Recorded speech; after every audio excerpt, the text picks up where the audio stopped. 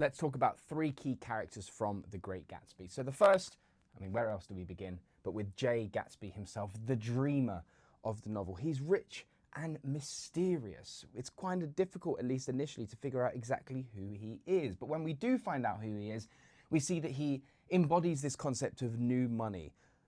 Gone are the days of the old money, the wasps, the landed gentry in America, as it were, who came with family money. This is a man who's made his own way, of course, in questionable means. He's chasing the American dream, this idea that anybody, if they work hard enough, can achieve whatever it is that they want. But of course, in the process of chasing the American dream, he becomes obsessed by the past.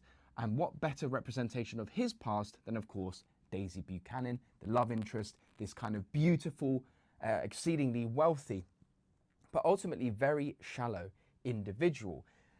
She loves the fantasy of Gatsby, but she doesn't want the reality, the struggle that it would mean to be with him. And in fact, she probably nicely represents this idea that you can never really go back. You know, you can try to go back, but you're never going to capture the same feelings as when you were there. She is trapped in this world of wealth and this shallowness, but ultimately she's complicit too. She doesn't want it to end because life is comfortable for her, and that's really where she wants to sit. Now, of course, we discover all of this about Jay Gatsby and Daisy Buchanan through the eyes of Nick Carraway, the watcher, the observer. He is our narrator.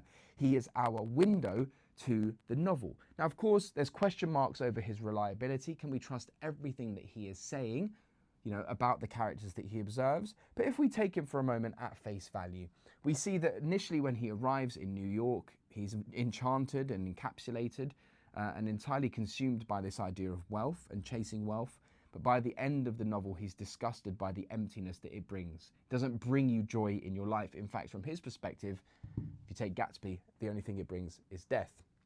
He sees the truth of the American dream, that it's ultimately an empty dream. Yeah, it's unachievable. And in the end, he chooses to walk away.